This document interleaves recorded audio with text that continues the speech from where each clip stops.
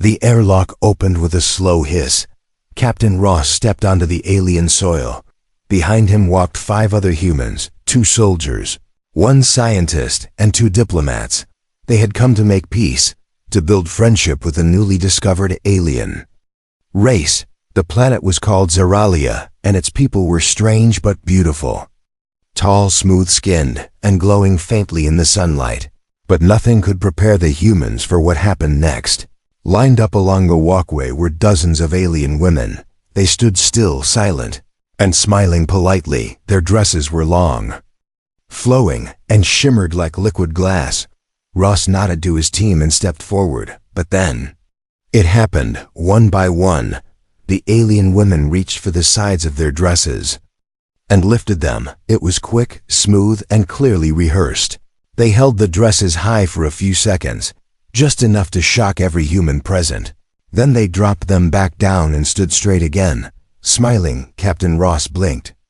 Scientist, Dr. Hannah, gasped and looked away. The younger soldier, Mason, nearly choked. Only the diplomat Clark tried to stay calm, though his face had turned completely red.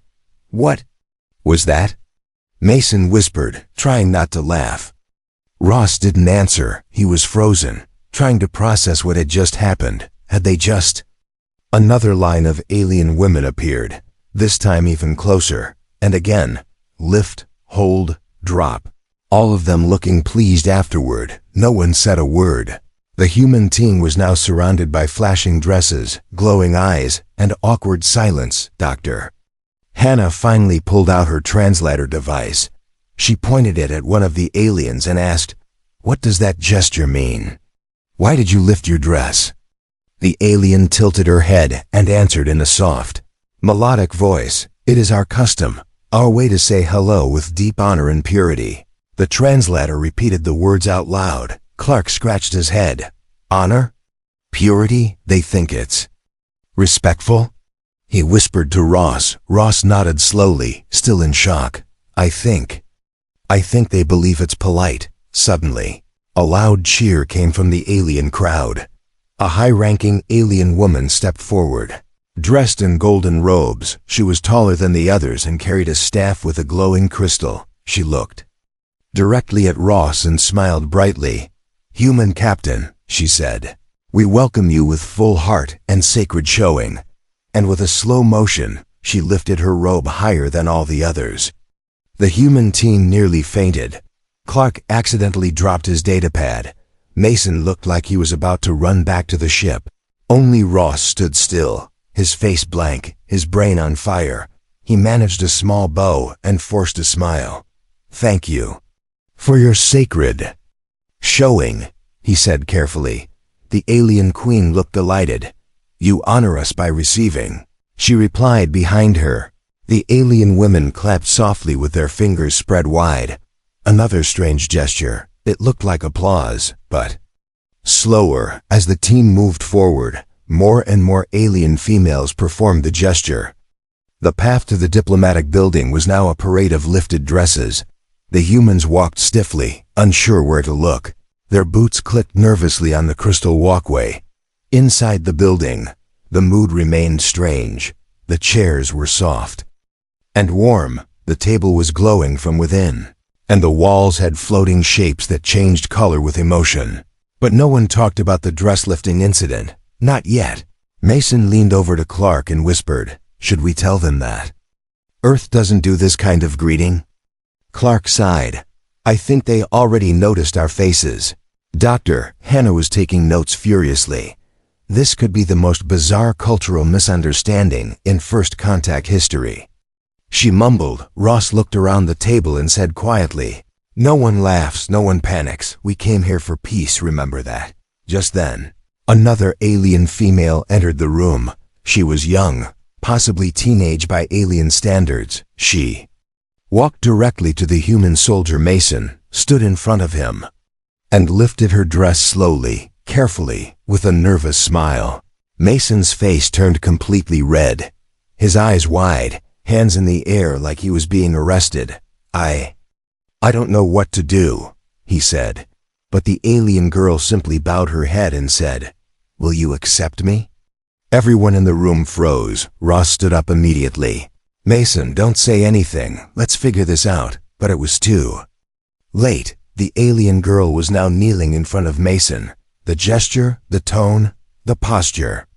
It was clear she thought she was doing something important, maybe even holy. The humans had walked into a cultural minefield, and the galaxy was watching. The translator kept repeating the words: sacred showing, deep honor, full acceptance. But the humans were still confused. Captain Ross sat stiffly in the glowing chair. He stared at the alien girl still kneeling before Mason. Her hands were folded politely, her head bowed. Mason looked like he had stopped breathing. "What does she mean by accept me?" "Dr. Hannah whispered. The alien girl looked up, smiled gently, and spoke again. "It means I give my peace, my name, my future bond all to you." The translator echoed the meaning in a robotic voice. Mason nearly fell out of his chair. Ross raised his hand quickly. "Let's not agree to anything yet," he said calmly. The alien girl simply stood up and backed away, her smile unbroken. The humans were now in a meeting hall surrounded by glittering walls and soft music. Alien diplomats sat across from them, glowing in shades of pink and blue. One of them, a male, with silver eyes, leaned forward and said, "We are happy you received our sacred gesture with grace." Ross gave a tight smile. "Yes, well, it caught us a little off guard." The alien nodded. "That is normal. Many species feel surprise when they first witness the sacred showing," he continued. "It is our highest form of greeting, especially between females and new male guests." Dr. Hannah asked carefully, "So, it's not romantic, not sexual?" The alien diplomat blinked in confusion. "No, it is spiritual.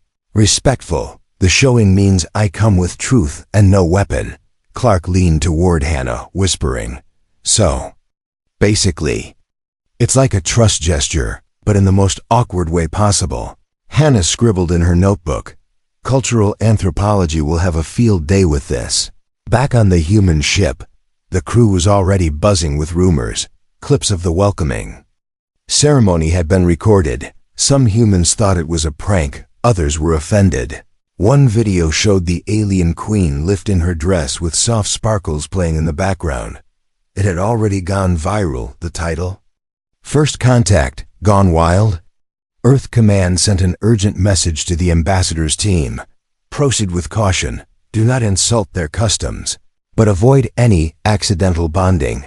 Ross sighed as he read it. Too late for that, he muttered. Meanwhile, more alien women arrived at the diplomatic building. All were curious to meet the humans, especially the males. They lined the halls and smiled every time one passed. Each time they performed the sacred showing, without fail. One soldier, Private Lang, tried to cover his eyes. Another saluted by accident, causing the alien girl to giggle. They didn't seem offended, just amused. Later that evening, a grand feast was held in the honor of peace. Tables floated mid-air with alien fruits and glowing meats. The music changed with emotion. Happy tunes when someone smiled, slow hums when someone was quiet. Mason still couldn't relax. Every time he looked around, another alien girl smiled at him and tugged gently at her dress. He felt like the main character in a weird dream. At one point, Clark stood up and asked the alien queen a question. "Your Majesty, do you understand how different your custom is from ours?" She nodded. "Yes, many visitors feel shy. We apologize if it causes discomfort, but it is who we are." She smiled kindly and added, "We never show what we hide from enemies, only friends." Ross leaned in. "And if someone refuses the gesture?" The queen's face grew serious. "Then it is seen as distrust. Sometimes even a declaration of tension." Everyone grew quiet. A single misunderstanding could lead to war. One wrong move, and peace would collapse like sand in water. Ross stood, lifted his hand to his chest, the earth gesture for greeting. The queen tilted her head, then smiled warmly. "You learn fast, human captain," she said. Behind her, dozens of alien women gently raised their dresses once again, this time The humans didn't panic, just stared awkwardly and bowed slightly. Later, in their private quarters, Ross held a quiet meeting. "We're walking on a cultural tightrope," he said. "One joke, one meme, one insult, and everything burns." Clark nodded. "I'll send a guide to Earth's social media teens. They need to understand this is not a joke." "Doctor," Hannah tapped her tablet. "We need more data. Maybe we can find common ground through symbols or gestures." But it was Jake, the quiet technician, who said something that changed the tone. "What if we stop seeing it as weird and start seeing it as their way of showing trust?" Everyone looked at him. He shrugged. "We want peace, right? Then maybe it's time we learn how to say hello their way." Outside the room, another alien girl waited silently. In her hands, she held a small shimmering box. She looked nervous, almost trembling.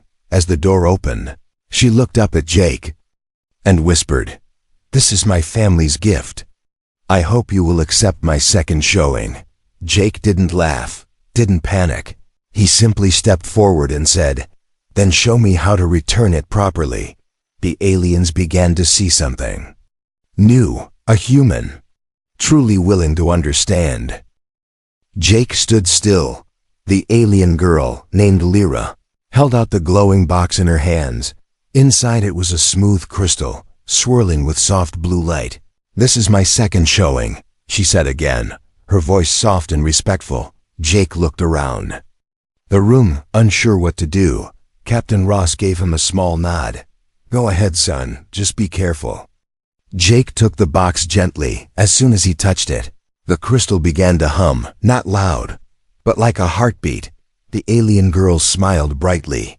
Her skin shimmered with tiny glowing lines. It was not just a gift, it was a signal from outside. Another alien woman gasped and ran off. She sent a message using her wristband. "Human has accepted the second bond." Within minutes, the entire diplomatic compound was alive with news. A human had accepted a sacred offering. Zoralian protocol interpreted that as a declaration of open friendship and potential union. But the humans had no idea what was coming. Back on Earth, media outlets picked up strange updates from the diplomatic feed. Headlines lit up in seconds. "Human accepts alien bride?" "Cultural shocker. Is this how peace begins?" "Alien girl proposes to Earth technician with a box?" On Zoralia, more alien nobles gathered at the diplomatic hall. The queen was informed, and she smiled with great pride. "Perhaps the humans are more open than we expected," she said. She ordered a circle of sharing, an ancient custom reserved only for future allies, and all of it because Jake said yes without knowing what yes meant. Meanwhile, Mason sat with Clark and Dr. Hannah in the side chamber. He was still shaken by the kneeling alien from earlier. "I didn't do anything," Mason whispered. "She just looked at me and dropped to the floor," Clark sighed. "It's not about what you did. It's about what they think you meant," Dr. Hannah added. "In their culture, small actions carry deep meaning. Even your smile might be seen as approval." Ross entered the room and threw a datapad on the table. "Great. Now Earth Command thinks we're running a marriage agency," he said, rubbing his temples. Jake's little box gift made it all the way to Earth in under 2 hours. Clark read the message. "They're asking if we're forming a diplomatic union or a wedding." Mason laughed nervously. "Can we say it was just a tech gift?" Ross looked at him, dead serious. "No, Mason, we can't. Because the aliens think Jake is now half promised to that girl, Lyra." While the humans panicked, the aliens celebrated. A large glowing symbol appeared over the city, a soft spiral turning in the sky. It meant a new bond begins. Alien citizens danced in circles, waving strips of glowing cloth. Children were taught the human chest palm greeting. Zoralia was embracing the idea of Earth faster than Earth could understand it. Jake was brought to a garden filled with light flowers. The queen met him personally. "You have taken the first step," she said. "Your heart is clean," Jake tried to explain. "I didn't know it was a big thing," the queen laughed. Gently, Intent matters more than words. Your soul said yes. At that moment, a group of alien artists began painting Jake's face onto a floating canvas. The title above it read, "He Who Bowed and Accepted." Ross held a private meeting with the Queen later that night. He explained Earth's confusion. "Our people didn't know about your customs. Your ways are very different." The Queen nodded. "Yes, we understand." "Every species feels strange at first," Ross asked carefully. "And what if a human doesn't wish to accept the gesture?" The Queen replied, "Then we respect that, but others may feel sadness, as if rejected." It was clear now. The sacred showing wasn't just a joke or accident. It was the core of their honor. Saying no could be seen as personal rejection. Saying yes could start something deeper than the humans ever expected. Back at the human quarters, Jake sat quietly. Lyra entered again, this time without the dress lifting. She simply sat beside him. "Do humans fear my people?" she asked. Jake shook his head. "No. We just didn't understand." Lyra looked at him with her glowing eyes. "Then let us teach you." She held up a small holocrystal and pressed a button. Images began playing of Zoralian history, traditions, and reasons for their sacred gestures. Jake leaned closer, and for the first time, he saw them not as aliens, but as people, just with different rules. At that moment, outside the walls of the compound, a new group landed. They were not human and not Zoralian. They watched from a distance. One of them hissed quietly, "The humans are bonding with the dress-bearers." "This will not be allowed." Darkness moved in silence. Someone was not happy with this strange friendship, and someone was ready to stop it. Jake sat alone in the starlit garden. Alien plants glowed softly around him, breathing out tiny sparkles of light. The wind here wasn't just air. It sang, a low as if the planet itself was alive and listening. He stared at the crystal Lyra had given him. It now pulsed gently in his palm, as if it had a heartbeat. He didn't know if this was a proposal, a treaty, or a trap. But one thing was clear. They trusted him, and he didn't want to break that trust. Across the clearing, Lyra stepped forward.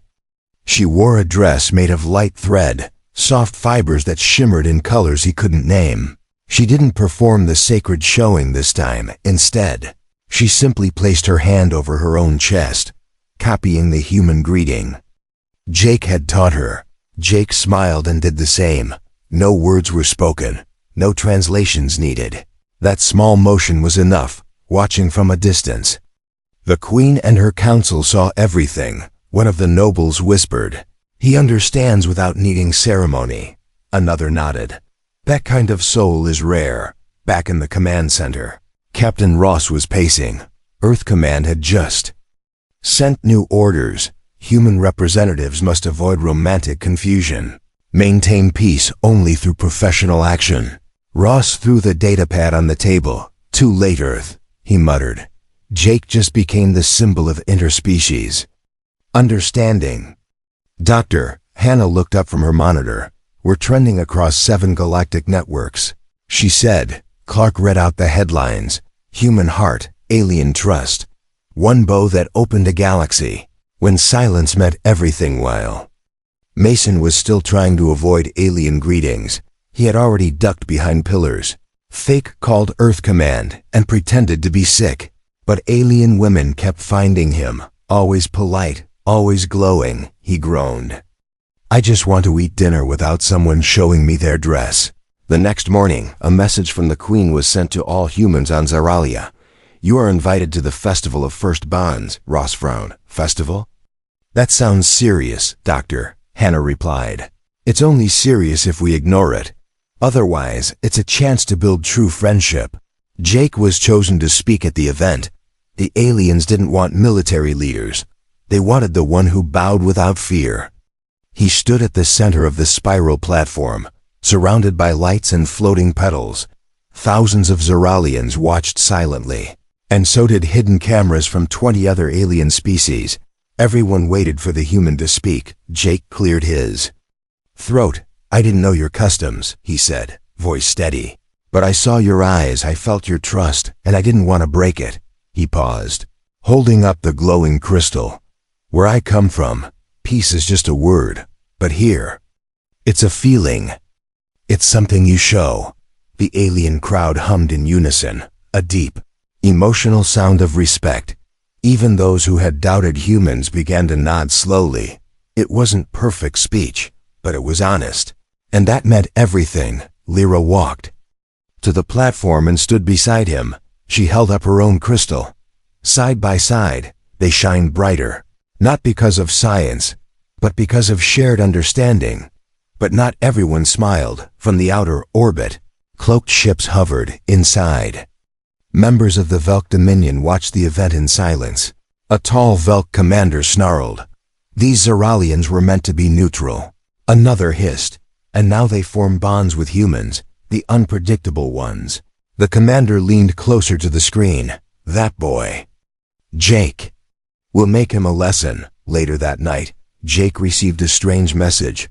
It wasn't from Zeralia, and it wasn't from Earth. It was a single image, a photo of the glowing box Lyra had given him. But this time, the crystal inside was cracked, and beneath the image were alien letters translated as, "End the bond, or we end it for you." Jake showed the message to Ross and Hannah. They were shocked. "Someone is watching us," Hannah whispered. Ross growled. "Whoever it is, they're afraid. Afraid of what a human heart can do." Jake looked down at the real crystal, still glowing in his hand. He clenched his jaw. "I won't back down," he said. "If they want peace to die, they'll have to fight the man who bowed first." And from that moment forward, Jake was no longer just a technician. He was a symbol of change, of trust, and of everything the enemies feared. The light inside the chamber was unlike anything Jake had seen before. It wasn't just brightness, it pulsed like a heartbeat. Soft blue, gentle purple, and golden threads swirled in the air like smoke that had been taught to dance. He walked slowly, unsure of what he had agreed to, but Lyra's hand in his gave him courage.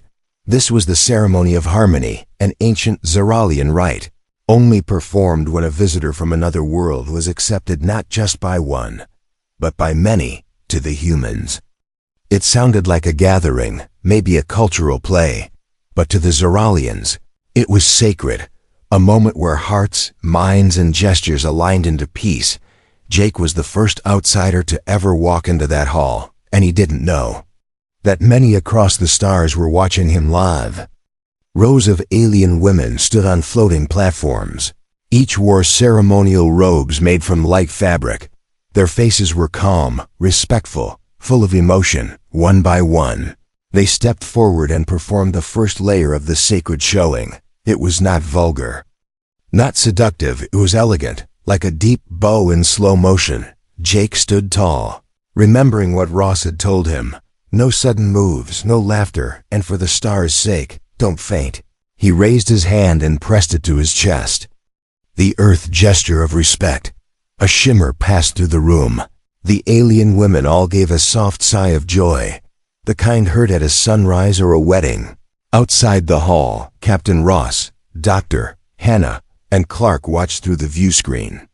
Mason stood in the back, holding his head. "This looks like an alien version of a royal fashion show," he muttered. Hannah smiled. "No, this is their version of peace negotiations," Ross added. "Let's just pray Jake doesn't sneeze or trip." Inside the hall, Lyra stood at the center beside Jake. She turned to him and whispered, "You must accept only with silence.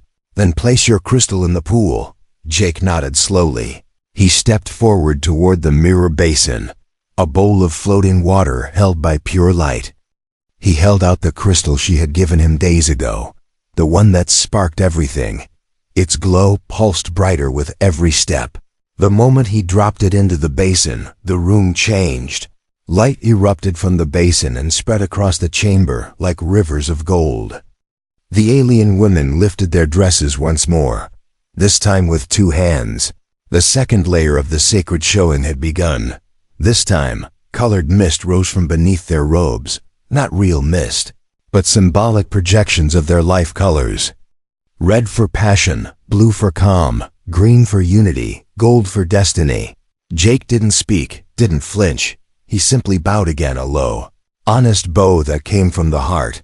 A hush swept through the room, then a single tone rang out, one note. Pure and beautiful, echoing in the air like a living bell. That tone meant he had passed. Outside the hall, Zeralian nobles cheered.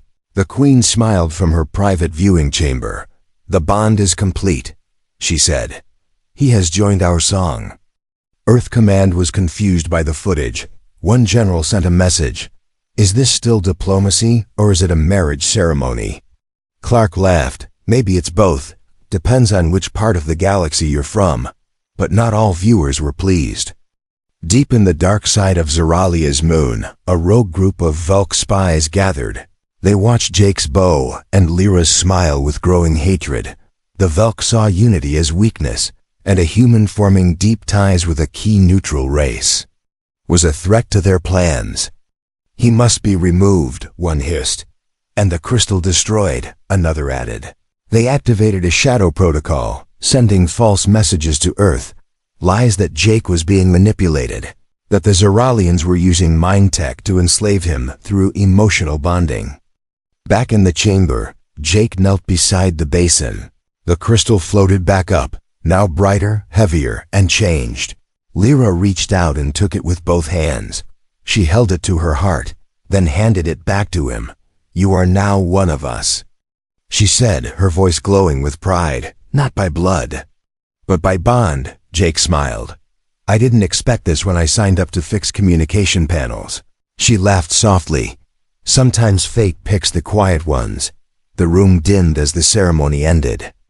Alien women stepped back and vanished into golden light. The doors opened again. Captain Ross stood waiting, arms crossed. "So son," he said, "did you get married or save the galaxy?" Jake shrugged. "Maybe both," but as they walked back, a dark drone flew past the clouds unnoticed. It carried no flag, no colors, only one message to its master. Target bonded. Preparing for elimination. Jake didn't know it yet, but across the galaxy, people were watching his every move. He was no longer just a technician. He had become a symbol of diplomacy without weapons, of peace made not through power, but through understanding. The ceremony footage had reached planets never before interested in Earth. Civilizations that once ignored humans now asked, "Who is this man who bowed instead of firing? What kind of people train their youth to respond with honor instead of fear?" The Zeralian sacred showing, once seen as strange or even laughable by outsiders, had become a trend on many planets. Younger alien females began copying the gesture, but with colorful scarves. On Earth, the response was wild. Memes flooded the net.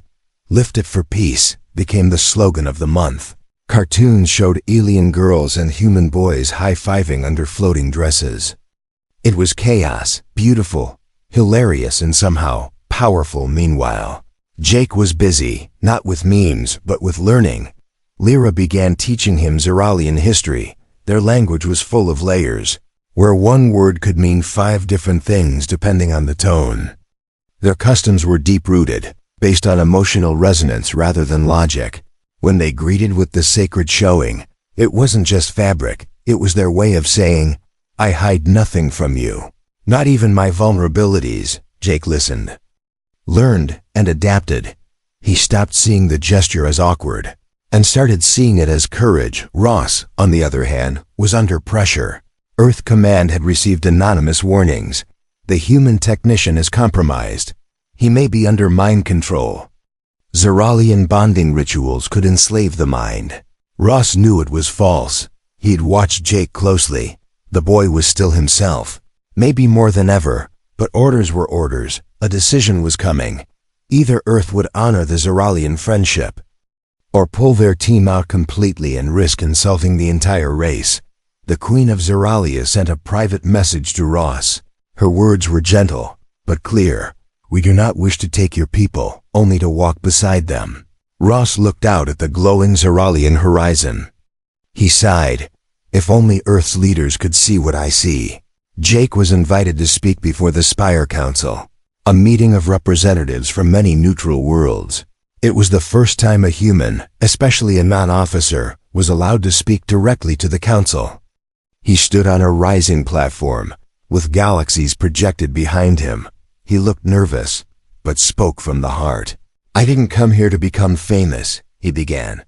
"I came to fix wires and answer tech calls." He chuckled softly. "But then, someone showed me a truth I couldn't ignore." He paused, then lifted the shimmering crystal Lyra had given him. "This crystal, it glows because of trust, not because of technology." He looked around the vast chamber. "Maybe that's what we need more of, trust, even when it's uncomfortable." The council was silent. Then slowly, one by one, representatives stood and bowed. No words, just respect. Jake had done what diplomats had failed to do for years. Back on Earth, protests began. Some shouted that humans should not mix with aliens. Others held signs that read, "Peace is sexy. Bow first, blast never." Artists began creating murals of Jake and Lyra side by side. One huge painting on the moon station showed Jake bowing while stars bloomed behind him. Schoolchildren in both Earth and Zeralian classrooms learned about the tech who taught peace. But while peace grew louder, so did the enemies hiding in the shadows. The Velk Dominion had finally had enough. They launched a stealth mission. A drone carrying a viral code. If released near the Zeralian core tower, it would disable their shield grid, allowing a silent orbital strike, one that would erase the capital within seconds. The drone slipped past scanners. It moved like smoke through the sky. Silent, fast and deadly. Only one thing stood in its way. A simple technician. Jake had been inspecting the signal relays that day. He noticed the glitch, a pattern too sharp to be natural. He followed it, running up a spiral tower, past floating stairs and wind-light walls. There it was, the drone, hiding inside a communication dish. Jake didn't hesitate. He jumped, grabbing the device and slamming it into the ground. The drone began to glow red, starting self-destruct countdown. "Back up!" he shouted. Lyra screamed his name from a distance, but Jake held onto it. He pulled a wire from his wristpad, hacked the frequency, and redirected the signal to deep space. The drone exploded mid-air. Away from the tower, silence returned. Then sirens. Then cheers. Jake had saved the capital, not as a soldier, not as a spy, but as a man who paid attention. From that day, a new monument was built, a floating sculpture of a bowing human and a glowing crystal above his hands. The name etched below was simple, Jake of Earth, Peacekeeper. The great floating garden was glowing again. Banners danced in the wind. Children laughed, alien and human alike. Jake stood quietly near the crystal monument built in his honor. He was no longer a technician. He was a bridge between two worlds. But peace is not a statue. Peace must move, grow, breathe. And today, it was about to be tested in a whole new way. The ship touched down gently on the landing platform, sleek, silver, and bearing Earth's new seal of unity. It carried Ambassador Dr. Alara Vaughn, Earth's first female representative to visit Zeralia directly, a seasoned diplomat, calm, graceful, and brilliant. She had studied the sacred showing tradition and was prepared. Or so she thought. The ramp lowered. She stepped out in her formal dark blue suit, chin high, eyes forward, but what she saw made her freeze in place. It was not women this time. It was Zeralian males, dozens of them, tall, elegant, faces glowing with excitement, and one by one, they lifted their cloaks from the waist down, slow, formal, synchronized, just like the women had done before. Captain Ross whispered under his breath, "Oh, here we go again." Ilara blinked. Her expression didn't change, but her mind raced. Was this respect? A test? Or just payback? Beside her, Jake tried not to laugh. "They said they wanted equality," he said, smiling. Lyra nodded with a proud grin. "This is the male version of the sacred showing, our way of saying, we welcome your strength." Ilara took a deep breath, then slowly placed her hand over her chest. She bowed slightly, not too deep, and said calmly, I see your welcome, and I receive it with honor." The crowd of alien males cheered like children. One even shouted, "She's strong." Another added, "She didn't even blink." For the first time in Zeralian memory, a woman from another world had passed the male greeting test. The ceremony of mirrored respect was now complete.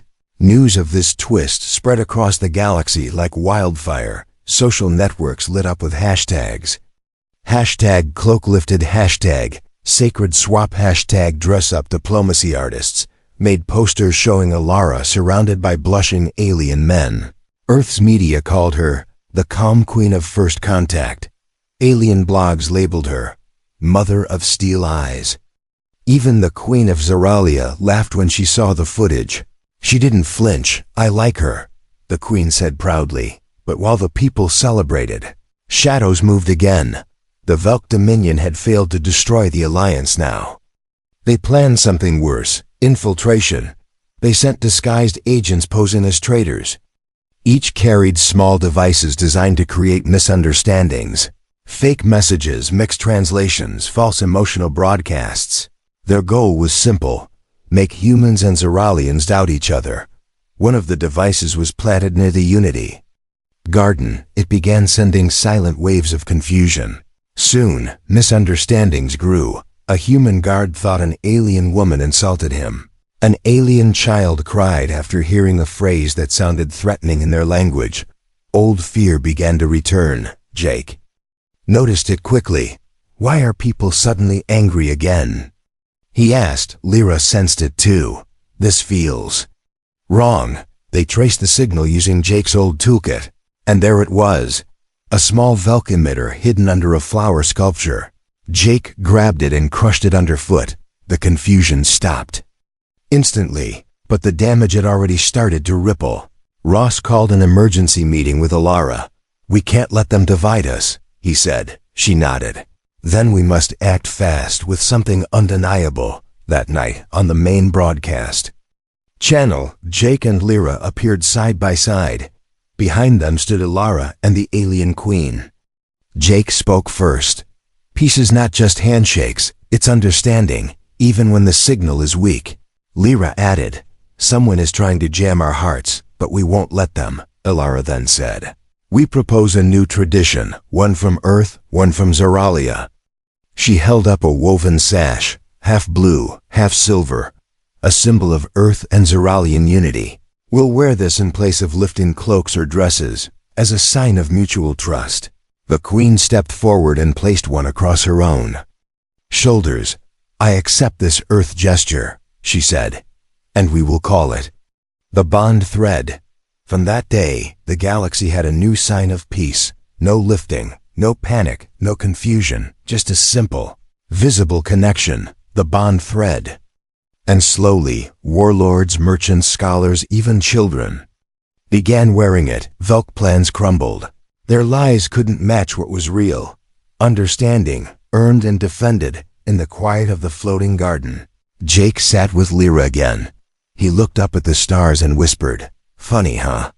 It all started with a dress lift," Lyra smiled, "and ended with a thread, tying two worlds together." They sat in silence as the stars blinked above. Peace, once a fragile moment, was now a woven promise.